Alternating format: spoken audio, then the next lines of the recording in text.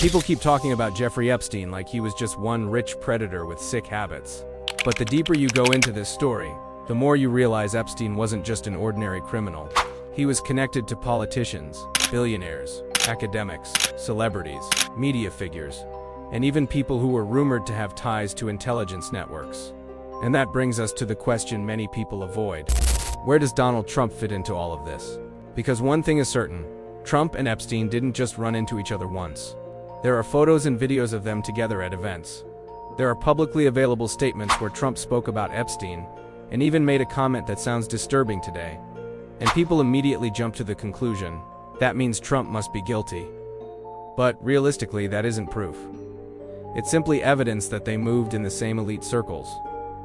However, what makes this story interesting is that Epstein didn't just throw parties and live a luxury lifestyle.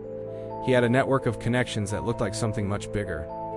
Because how is it possible that someone who was accused, and even convicted of serious crimes, could continue to have power and access to the world's most influential people? How is it possible that Epstein, even after his first major allegations, still flew on private jets, visited mansions and private islands, and still had doors opened for him by powerful people? That's what makes this entire story suspicious. Epstein seemed like someone who possessed something more valuable than money, and that something could have been information. Because if Epstein had recordings, evidence, contacts, secrets, then he became far more dangerous than he appeared. And that brings us back to Trump. Trump was in New York, in the same circles where Epstein was most active. Later, Trump was in Florida, where Epstein had his strongest base and his most famous connections. They moved in similar places, similar people, similar lifestyles. Luxury, private clubs, parties, models, elite connections. And that raises one big question. Was Trump just one of many people who knew Epstein? Or was he connected to something deeper? And this is where my theory begins. My theory is not that Trump was automatically involved in Epstein's crimes. Because let's be real, for a claim that's serious, you need hard proof. And right now, that level of public evidence doesn't exist. But what feels strange to me is how Trump's connection to Epstein keeps appearing in the background, and then quietly disappears from the mainstream narrative. The media often focuses on Clinton, Prince Andrew, billionaires, but when it comes to Trump, the conversation suddenly becomes quieter. Why? Is it because Trump truly wasn't involved? Or is it because the story is more complicated than people want to admit? Because there's something else people forget. Trump wasn't just a businessman. Trump became the president of the United States. And if Epstein's network truly had connections to powerful elites and intelligence structures, then a US president could be one of the most important figures in the entire story. Now imagine this. If Epstein truly had information on people at the top of the world, then anyone who was close to him could be in danger. Not necessarily because they were guilty, but because they knew too much. And that leads to an interesting possibility. Could Trump have been someone who knew too much? Because if Trump was part of that world before he became president, maybe he saw things no one else saw. Maybe he heard things. Maybe he knew who attended the parties, who associated with who traveled where. And maybe Epstein knew the same. And when you look at the bigger picture, the story becomes even stranger. Epstein was arrested, and then he died in jail under circumstances that remain one of the biggest mysteries of modern history. The cameras supposedly weren't working. The guards supposedly fell asleep. And the man who had information on some of the most powerful people in the world just disappears. And that creates the biggest hole in the entire case. Because realistically, if Epstein was just a criminal, the system would have every reason to keep him alive, to make him talk, to expose the entire network. But if Epstein was someone who knew too much, then someone would have every reason to make sure he never spoke. And now we come back to Trump. If Trump wasn't involved, then the question becomes, why didn't Trump publicly push harder to expose Epstein's network?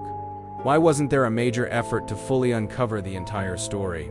Because the President of the United States has the power to push investigations, pressure institutions, and demand documents to be released. But the Epstein story remained cloudy. And then there's the other side. There's a widely discussed claim that Epstein was banned from Mar-a-Lago, and that Trump personally had him removed. If that's true, it could mean Trump saw something he didn't like. And if that's true, then maybe Trump wasn't part of Epstein's network, but he could have been a witness. And witnesses are often the most dangerous people in stories like this. This is where the theory gets even darker. Maybe Trump and Epstein weren't allies. Maybe they were in the same world, but with different interests. Maybe Trump knew who Epstein really was. Maybe Epstein tried to get deeper into Trump's world. Or maybe Trump realized too late who he was dealing with. So it's possible Trump had contact with Epstein, but later distanced himself. But even if he distanced himself, that doesn't erase the questions. Because if you spent years in the same social circles as a man who later became known as one of the most disturbing criminals of the modern era, it's hard to believe you knew nothing. Maybe you didn't know everything, but it's hard to believe you didn't know something. And that's why my theory is this. Trump was close enough to Epstein to sense that something dark was happening, but smart enough to never be directly tied to it publicly. Because Trump is the type of person who knows how to survive.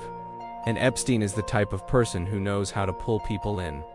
And when those two worlds collide, you get a story that was never fully explained. And that's why whenever new documents, leaks, or lists appear, people always look for one name. Not because it's proven, but because it keeps returning like a shadow. Donald Trump. And now we come to the most important part. I'm not saying Trump is guilty. I'm not saying he participated. I'm not claiming anything that hasn't been proven. But I am saying that Epstein's story is far too big to be just one man. And I am saying Trump was close enough to the story that serious questions deserve to be asked. Because if Epstein was part of a larger power network, then everyone in his circle deserves to be questioned. And that's the question that still remains. Was Trump simply someone who knew Epstein? Or did Epstein know something about Trump? That never made it to the public, and if Epstein had secrets, where did those secrets go? Because if they disappeared, someone took them. And if someone took them, then the story isn't over. Maybe it's only beginning.